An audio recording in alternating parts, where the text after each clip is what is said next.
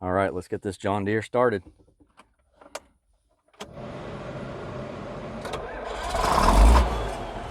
Well, good afternoon, everyone. Like I said, we're out here at our farm again. You see a green tractor behind me. You're like, what are you doing with the green tractor? Well, I know our previous video says I don't run the green, but that's just usually because of the price. But I got a friend of mine that we're borrowing his tractor and his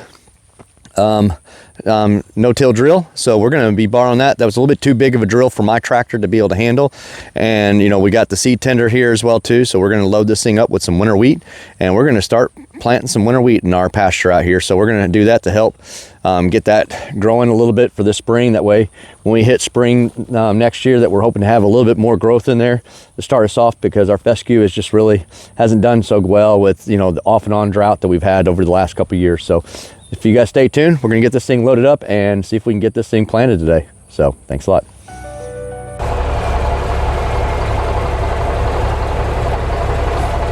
I'm gonna go ahead and pull it forward a little bit, and that way we can get it off the rock, and then after that I'll go back there and activate the gears on there. Let's go ahead and put her in first gear, I guess.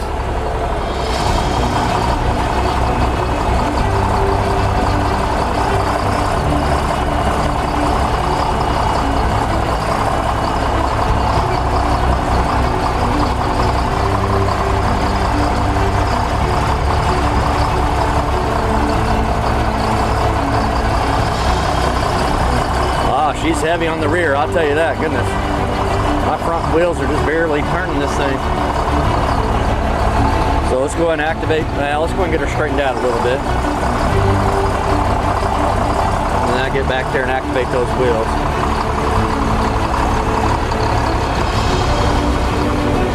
There has to be a way to set this steering wheel down. I don't know it is like way up there in the air.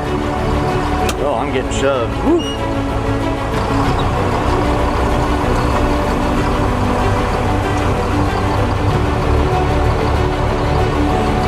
Okay. Let's get her in neutral. Get the parking brake set there. Well, I thought that was the parking brake. Right, well, I think she's set good enough. If she starts rolling, we'll run after her. That's a lot of weight on there with those seeds. Let's just get this thing engaged.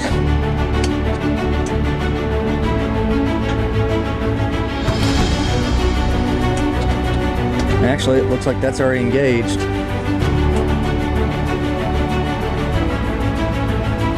So I think we're good to go. Let me check it out here.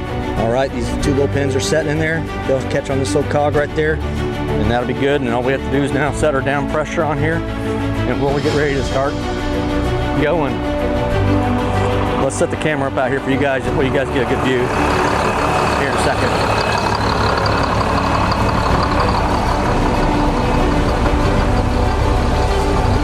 Let's get the down pressure on here set first.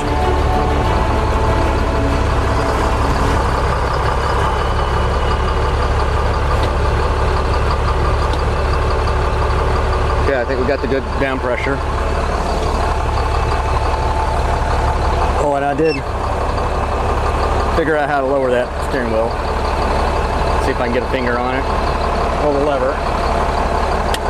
There we go. Hey, I think the air conditioner even works in this thing. That's awesome. Let's just start in 2 first.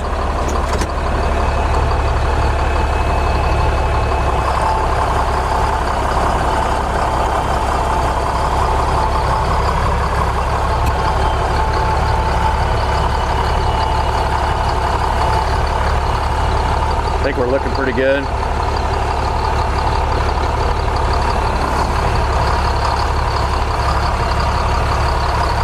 I'm seeing seeds coming out too. So let me go out there and check that.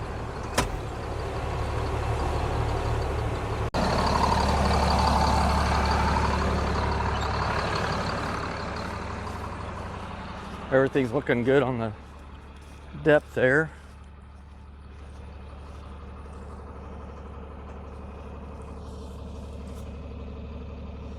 just kind of looking through here and see if I make sure we're seeing things coming down through here. Everything looks all right now.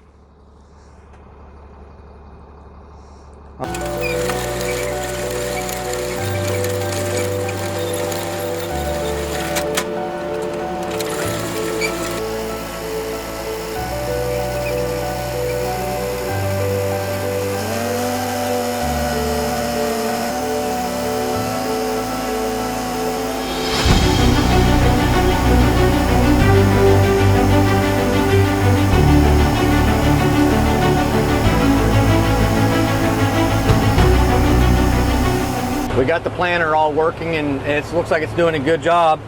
Went outside and just checked everything, made sure that the cut wheel is cutting good and putting some seed down. So we're looking good there. We're just going to go slow pass around the outside edge. That's what we just did right here. We're almost made it a full pass all the way around. We're just going to keep on watching this and get this winter wheat put in here. Again, I really appreciate the guy that I'm working with here on my farm. He's let me use his equipment and putting this out there, and stuff like this, I wouldn't be able to afford to buy myself. This is a 15-foot roll no-till drill right here, and it's working really great. So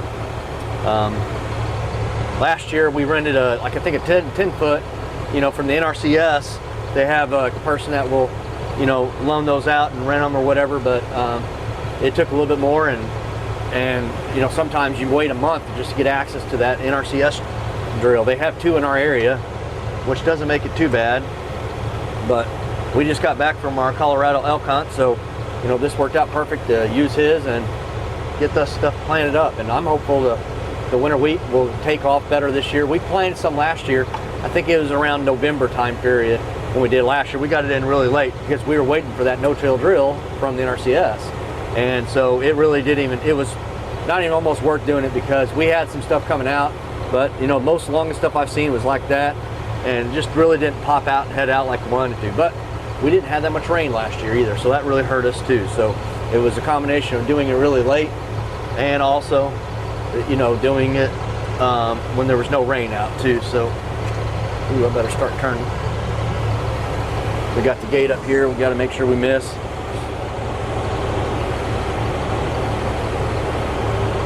Sorry, making sure I concentrate, don't run into anything.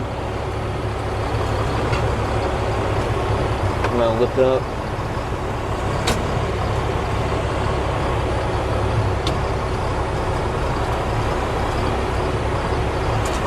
Once we get all the way around once on this thing, I'll knock it up a gear. I just want to make sure we take it nice and slow and easy around this first pass. Make sure I don't hit nothing. I don't want to tear up my friend's tractor and his drill either, so we'll just take it nice and slow. It's okay. We'll give it a little bit more throttle.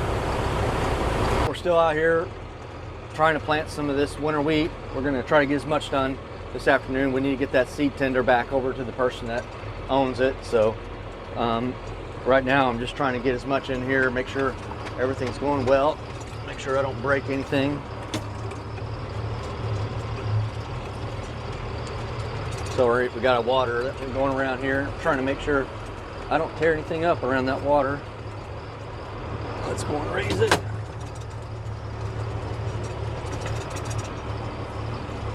But no, it's not too bad. Took a little bit just to get used to this a little bit. When you're driving someone else's tractor and you haven't drove it before, it doesn't matter how many tractors you probably drove on, unless you drove on the exact same one. Every one's just slightly a little different, especially since I'm not a John Deere guy. I don't have any John Deeres, and my dad used to have a John Deere tractor back when a long time ago, but I didn't do that much driving on it. But oh boy, no, it's looking pretty good. But I said earlier, I got back from my elk trip, and I don't know when I'm going to post this video. This might be one of the, I might post all those elk videos first, and then I'll post this one later. So I apologize if things are a little out of order on what we're saying or don't say. But no, I tell you, it was a great experience out there. I did get an elk. I got a really nice, beautiful 6x6. I couldn't be any more happy or ecstatic. Being a rookie, just being a rookie out there, never been elk hunting before, and going out there on my second day, taking one and be able to take one home. So I'm pretty happy. I was going to be just happy and ecstatic if I could just see one, but to have one happen. When I first saw him, there's a herd, so there's a mule, not a mule, so there's a cow elk that we were watching from a hillside, and they were around 500 yards away from us. And so we were going to try to get in position. Me and my buddy that had tags were going to try to get in position. He was going to go on the south side. I was going to go on the north side to get to a better position, which that's what we were doing. And I ended up going to the north side, and the elk came out bugling with the cows and stuff out in the open. And so that went from a 500 shot area down to be able to see him at 365 yards. So, which still not necessarily a close shot, but I double lunged him. Perfect shot, the first shot. He sit there, he looked head straight up. At first I was like, oh no, but he was hurt. My friend was watching him too, the third guy that didn't have a tag, and he was watching him, and he said, yeah, he was hurt good, but I went ahead and, just in case, I took another shot and again put it in perfect spot and got the elk, and it went right down right after that. So that was pretty awesome. I'm gonna go and raise my blade up here and back up. This is kind of a sharp turn here. But no, so I really enjoyed that hunt, and I tell you, if you go out there, make sure you got some good buddies that you're going with. It is a pretty grueling experience, to do. And what we did is it was a 45-degree slope on one side of the creek, and the other side we were dealing with blowdown trees, and we were weaving in and out of there, and that was a lot of hard work. And it took us 3 trips to get in.